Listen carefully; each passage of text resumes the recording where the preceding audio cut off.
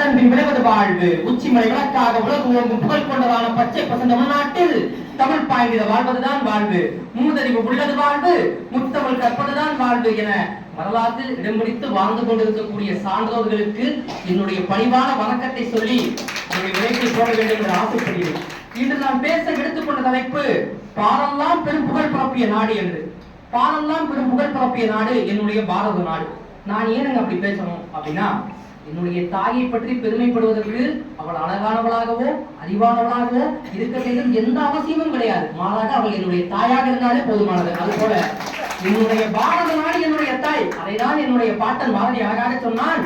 எந்தையும் தாயும் குழாவி மகிழ்ந்தது மின்னாடே, அவர் முந்தைய 1000 ஆண்டுகள் தோன்றி வளர்ந்தது மின்னாடே, அவர் சிந்தையில் 1000 எண்ணங்கள் தோன்றி சிறந்தது மின்னாடே, இதை வந்தனை கூறி என் மனதில் இருத்தி வாயில வாழ்த்தேனோ, இதை வந்தே மாதம் என்று வணங்கேனோ என்று சொன்னார். எனவே இந்த தாய் என்னுடைய என்னை பெற்றவள் மட்டும் எனக்கு தாய் கிடையாது. என்னுடைய தமிழும் எனக்கு தாய் தான். என்னுடைய பாரத நாடான இந்திய நாடும் என்னுடைய தாய் தான்.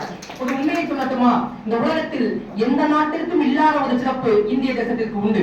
1947ஆம் ஆண்டு நம்முடைய நாடு சுதந்திரம் பெற்ற பொழுது அன்று பிரிட்டானியாவை சேர்ந்த டெய்லர் என்ற வழக்கறிஞர் ஒரு விடயத்தை சொன்னார். என்ன அப்படின்னா, இந்தியர்களுக்கு மண்ணை ஆளுவதற்கு கூட தகுதி இல்லை என்று சொன்னார்.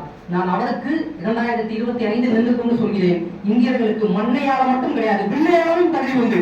அதை இன்றைய அறிஞர் சாதிக்க காட்டிருக்கிறது. காரணம், நம்முடைய பாரதி சொன்னால் சந்திர மண்டலத்தியல் கண்டு தெளிவோம். இன்னைக்கு நாம் சந்திர மண்டலத்தியலை கண்டு தெரிந்து விட்டோம் என்பதுதான் வரலாறு. அது போலதான் இந்த உலகத்தில் அனைத்து நாடுகளிடத்திலேயுமே அணுகுண்டு என்பது இருக்கு, அணு ஆயுதம் என்பது இருக்கு. பாரெல்லாம் பெரும் புகழ் பரப்பிய நாடு என்னுடைய பாரத நாடுன்னு நான் வெறும் வார்த்தைகளால் சொல்ல விரும்பவில்லை. காரணம், இந்த உலகத்தில் இருக்கக்கூடிய அனைத்து நாடுகளிடத்திலும் அணு ஆயுதம் என்பது உண்டு. ஆனால் இந்தியாவில் இருக்கக்கூடிய முதல் அணுகுண்டு சோதனை நடத்தப்பட்ட பொழுது அதற்கு என்ன தெரியுமா பெயர் வைத்தார்கள்? புத்தரின் சிரிப்பு என்று பெயர் வைத்தார்கள். அமைதியினுடைய பொழிவாக இருந்த இந்த உலகத்திற்கே புத்தரை தந்தனா நம்முடைய அணு ஆயுதத்திற்கு புத்தரினுடைய சிரிப்பு என்று பெயரை வைத்தோம். அதற்கான காரணங்களை கேட்கும் பொழுது அன்றைய அரசு சொன்னது விளக்கம் என்ன தெரியுமா? இந்த உலகத்திலேயே அனைவரும் அணு ஆயுதத்தை இன்னொரு நாட்டை தாக்குவதற்காக பயன்படுத்துவார்கள். ஆனால் அந்த உலகிலேயே எங்களை தாக்கும் வரை நாங்கள் எந்த நாட்டையும் அணு ஆயுதத்தை கொண்டு தாக்க மாட்டோம் என்று சொன்ன ஒரே நாடு நம்முடைய பாரதம் புகழ் பரப்பிய நாடு என்னுடைய பாரத நாடு தான். கொஞ்சம் சிந்தித்து பாருங்கள். ஒரு அணுகுண்டுவில் அமைதியினுடைய பொலிவான இருந்த புத்தரை சிரிக்க வைக்க முடியும் என்றால் அது என்னுடைய இந்திய நாட்டால் மட்டும்தான் முடியும். இந்த இந்திய நாட்டிற்கு மிகப்பெரிய சிறப்பு இருக்குங்க. எல்லோரும் ஒற்றுமையாக இருந்து அல்லது எல்லோரும் ஒன்றாக இருந்து ஒற்றுமையாக இருப்பது என்பது மிகவும் எளிது. ஆனால் ஓம் நமச்சிவாயா என்று சொல்லக்கூடிய சஞ்சய் குமார் ஒரு இந்து. எனக்கு ஆசிரியராக இருக்கக்கூடியவர் அல்லாஹு அக்பர் என்று சொல்லக்கூடிய அக்பர் பாஷா என்ற இஸ்லாமியன். நான் படிக்கக்கூடிய கல்லூரி தூய வளர்ந்தார் கல்லூரி என்னும் கிறிஸ்தவ கல்லூரி. நாங்கள் பகவத்கீதை படிக்கும் போது இந்துக்கள் ஆகிறோம், நாங்கள் குரான் படிக்கும் போது இஸ்லாமியர்கள் ஆகிறோம், நாங்கள் பைபிளை படிக்கும் போது விவிலியத்தை படிக்கும் போது கிறிஸ்தவர்கள் ஆகிறோம். ஆனால் நாங்கள் அனைவருமே இந்திய அரசியலமைப்பு சட்டத்தின்படி இந்தியர்கள் ஆகிறோம். இந்த உலகிலேயே ஒரு மிகப்பெரிய சிறப்பு உண்டு. என்ன அப்படின்னா, இந்த உலகத்தில் எல்லோரும் வெற்றி பெறுகிறார்கள். எடுத்துக்காட்டு சொல்ல வேண்டும் என்றால், இன்று இந்த உலகத்திலேயே இளம் செஸ் சாம்பியன்ஷிப்பை வென்ற ஒருவர் இந்தியர் குகேஷ். அதல்ல சிறப்பு. இந்த உலகத்தில் எத்தனையோ பேர் வெல்கிறார். ஆனால் குகேஷும் பிரக்யானந்தாவும் ஒரு மேடையில் அமர்ந்திருப்பார்கள். அவர்களினுடைய ஆசிரியராக இருக்கக்கூடிய விஸ்வநாதன் ஆனந்தும் அமர்ந்திருப்பார். விஸ்வநாதன் ஆனந்த் எழுந்திருக்கும் போது தன்னாகவே யாரும் சொல்லாமலேயே நம்முடைய பிரக்யானந்தாவும் குகேஷும் எழுந்திருப்பார்கள். எனவே அறிவை மட்டும் கிடையாது, இந்த உலகிலேயே தன்னுடைய மாணவர்களுக்கு ஒழுக்கத்தை சொல்லிக் கொடுக்கக்கூடிய ஆசிரியர்கள் இருக்கக்கூடிய ஒரே நாடு என்னுடைய பாரத நாடான இந்திய நாடுதான். 1962ஆம் ஆண்டு இந்த உலகத்திற்கு ஐநா சபை என்ற ஒன்று உருவாக்கப்படுகிறது. காரணம் என்ன அப்படின்னா, உலகத்தில் அமைதியை நிலைநாட்ட வேண்டும் என்ற ஒற்றை காரணத்திற்காக 1962ஆம் ஆண்டு ஐநா சபை என்ற ஒரு அமைப்பு உருவாக்கப்படுகிறது. ஆனால் நான் உண்மையை சொல்கிறேன், அப்பேற்பட்ட ஒரு அமைப்பு உருவாக்கப்படுவதற்கு பல ஆண்டுகளுக்கு முன்பாகவே ஒற்றை வழியில் நம்மளது முன்னவர்கள் சொல்லிவிட்டார்கள், யாதும் ஒரே யாவரும் கேளீர்கள்.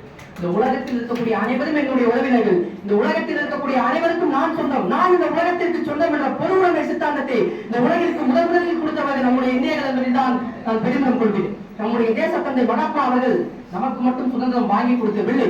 மகாத்மாவை படித்ததால், மகாத்மாவை விரும்பியதால் நான் இந்திய குடிமகன்.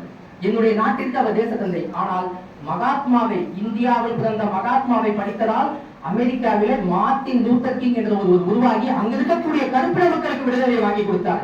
எனவே மகாத்மா காந்தியால் இந்தியர்கள் மட்டும் விடுதலை பெறவில்லை, மாறாக மார்ட்டின் லூத்தர் கிங் என்ற ஒரு மனிதனை தலைவராக மாற்றியது இந்த மகாத்மா என்றால் அந்த மகாத்மாவை கொடுத்தார் நம்முடைய நாடு. நான் கடைசியா ஒண்ணே ஒண்ணு சொல்லி முடிக்கணும்னு ஆசைப்படுறேன். என்று நான் பேசுகிறேன் இந்த இடத்தில். நான் ஒரு இந்தியன். நான் பெருமையாக சொல்வேன் நான் ஒரு இந்தியன் என்று. ஏனால் என்னுடைய நாடு எப்பேற்பட்ட சிறப்பு கொண்ட நாடு. ஞானத்திலே, பல மோனத்திலே, உயர் மானத்திலே, அந்த தானத்திலே, தானத்திலே அமுதாக நிறைந்த கவிதைகளே உயர் நாடு. இந்த பாலுக்குள்ளே இருந்த நாடு என்னுடைய பாரத நாடு. தோட்டத்திலே, மன கூட்டத்திலே, கனி ஈட்டத்திலே, பயிர் ஊட்டத்திலே, தேட்டத்திலே, அட்டங்கா நதியின் சிறப்பிலே உயர் நாடு. இந்த பாலுக்குள்ளே இருந்த நாடு எங்கள் பாரத நாடு. நான் ஒரு கூட்டத்தை பேசினேன். என் நண்பன் ஓடி வந்து சொன்னான், இது பாலுக்குள்ளே நல்ல நாடு கிடையாது, பாலுக்குள்ளே ஒரு நல்ல நாடு என்றான். நான் சிந்தித்தேன், சிரித்தேன். ஆனால் நான் ஒரு விடயத்தை சொன்னேன், உண்மைதானப்பா. ஆனால் பாலுக்குள்ளே தன்னுடைய கணவன் மகள் ஒட்டுமொத்த சொத்து சுகத்தை இழந்தாலும், பாலுக்குள்ளே தன்னுடைய அனைத்து வருமானங்களையும் இழந்தாலும், தன்னுடைய மூக்கில் இருக்கக்கூடிய ஒரு குண்டுமை தங்கத்தை விட்டாவது, தன்னுடைய மகளையும் முதல் தலைமுறையை பட்டவர்களாக இருக்கக்கூடிய தாய்மாக இருக்கக்கூடிய ஒரே நாடு என்னுடைய பாரத நாடு. இதை பற்றி நான் பெருமையாக பேசலாம், என்னுடைய பாரத நாட்டை பற்றி நான் பெருமையாக பேசலாம். ஆனால் நம்முடைய இந்தியாவுக்கும் பாகிஸ்தானுக்கும் ஒரு எல்லை உண்டு. அந்த எல்லையினுடைய பெயர் பாக்கா எல்லை என்ற பெயர். அந்த இடத்திலே ஒரு சம்பவம் என்பது நடைபெற்றது. இந்த பக்கம் இந்திய வீரர்கள், அந்த பக்கம் பாகிஸ்தானிய வீரர்கள். ஒரு முறை இந்திய வீரர் ஒருவர் பாகிஸ்தானிய வீரருக்கு ஒரு பிஸ்கட்டை கொடுத்தாராம். அந்த பாகிஸ்தானிய வீரர் என்ன சொன்னாராம், நாய்க்கு தூக்கி போட்டுதான் அந்த நாய் உண்ட பிற்பாடு தான் உண்டாராம், பாதுகாப்பினுடைய காரணத்திற்காக. ஆனால் அதே வேளையில் அந்த பாகிஸ்தானிய வீரர் மன்னிக்கவும், பாகிஸ்தானிய வீரர் இந்திய வீரருக்கு கொடுக்கும்போது நாய்க்குட்டிக்கு போட்டுட்டு தான் சாப்பிடலாம். இந்திய வீரர் பாகிஸ்தானிய வீரருக்கு தேநீர் கொடுத்தாராம். பாகிஸ்தான் வீரர் எந்த விதமான மறுப்பும் சொல்லாமல் குடித்து விட்டாராம். கேட்டாராம், எப்படி நீங்க எந்த விதமான மதிப்புமே இல்லாம கொடுத்தீங்க அப்படின்ட்டு.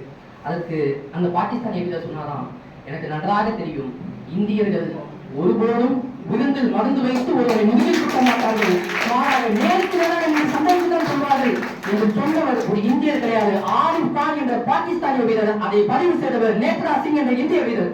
நான் கடைசியாக ஒன்றை மட்டும் சொல்லிக்கொண்டு என்னுடைய உரையை முடிக்க வேண்டும் என்று ஆசைப்படுகிறேன். இந்த இடத்தில் அன்று என்னுடைய